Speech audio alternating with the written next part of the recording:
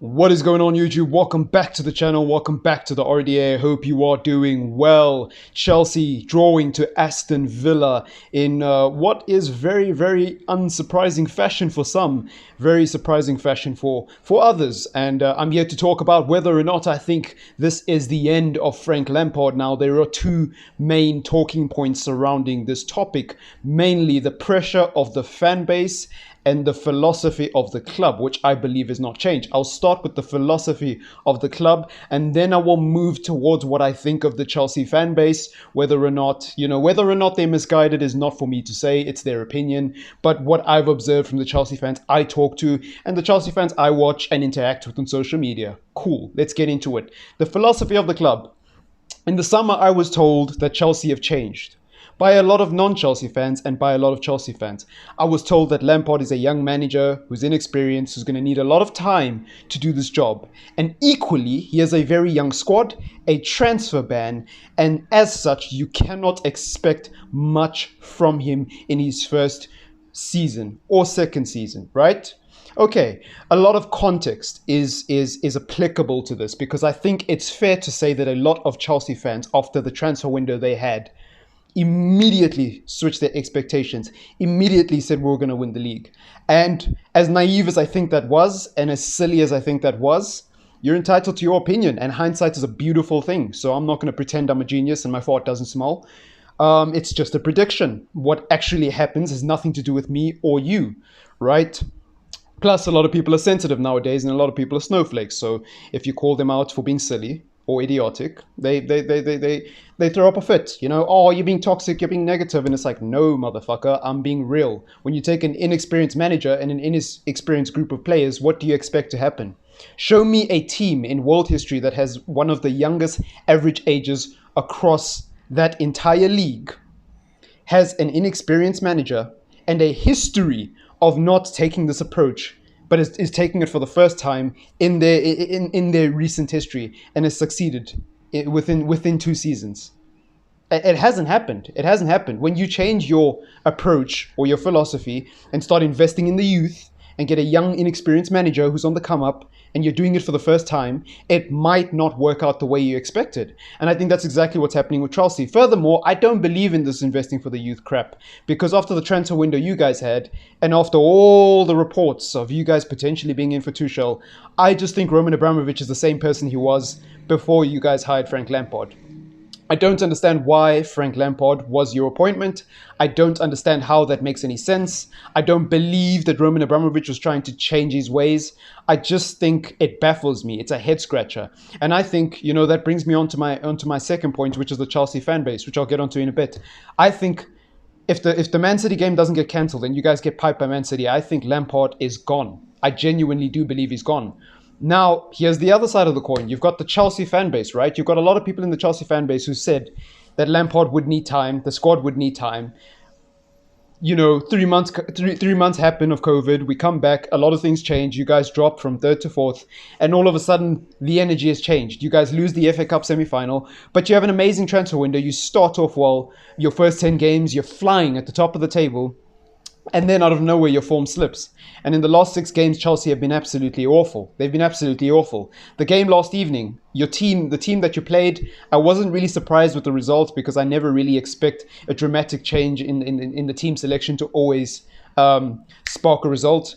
But you had players like Christensen, you had players like Rudiger, you had players like Callum Hudson-Odoi, Pulisic, all playing for the first time in a while. And against a Villa team that is genuinely good.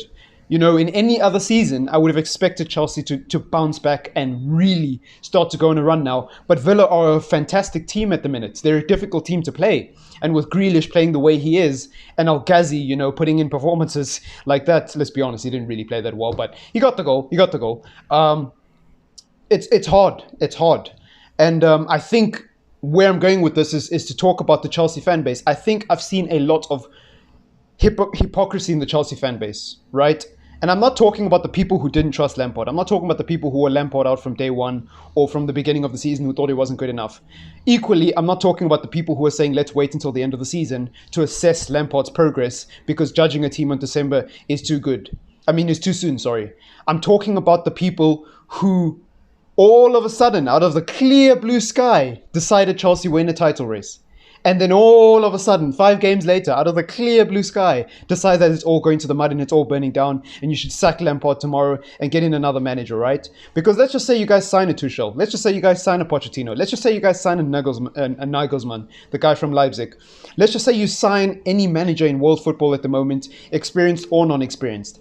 I don't think they immediately come in, get a tune out of these players, and go on to win the league in the next 6 months. I think that's massively, massively naive. You've got Havertz and Werner, who are very talented players who are out of form at the minute, okay? Remove them from the equation.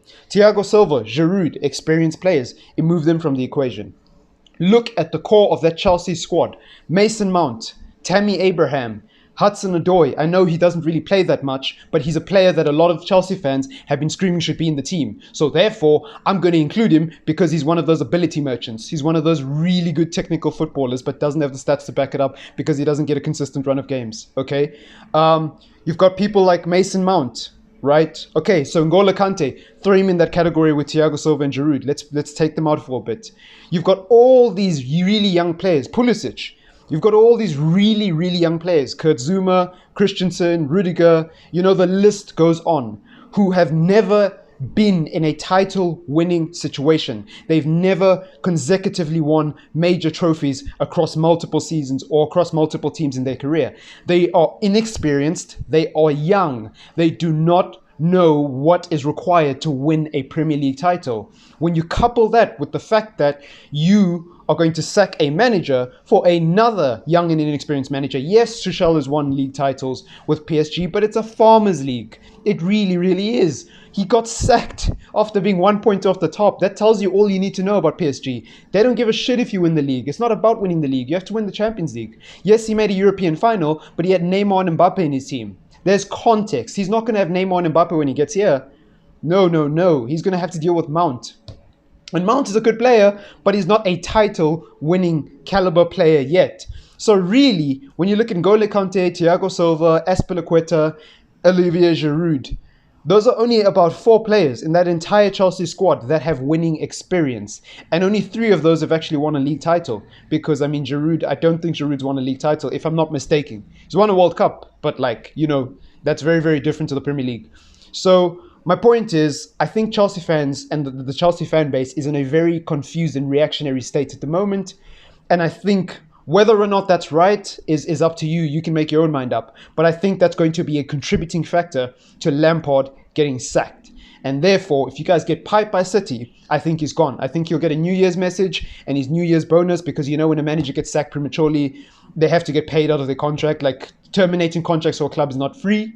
It actually costs money, so most managers don't care if they get sacked on New Year's, you know. Lampard will, of course, because Chelsea connection, it's his boyhood club, whatever. But most managers, this is a professional industry. They understand the cutthroat nature of the business, and they'll get over it. They'll get over it in a few months. Pochettino's been living his best life, fam, and he hasn't been in a job for nearly 12 months, or over 12 months. So, you know, most of these managers have really, really good contracts, and I don't think the financial implications of being sacked on Christmas Day or New Year's Eve are as bad as people think. I think actually it's a benefit because now you get to move on to another club. I think Lampard is out of his depth, and I think if you guys are going to succeed with Lampard, you need to be patient.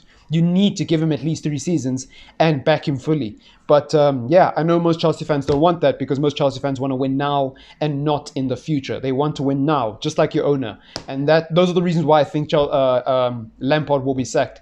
But let me know what you think. That was a bit of a ranty video. And yeah, well, it wasn't really a rant, really. It was just me assessing what I think of Chelsea Football Club after that 1-1 Villa draw and Lampard's fate. Please do leave a like on the video and do subscribe. I would massively, massively appreciate it. It's massively important to us. We just recently got to 100 subscribers. So yeah, we're a very small channel and we're trying to grow. But I'm not going to keep you here any longer. It's been your boy TripleM and peace out.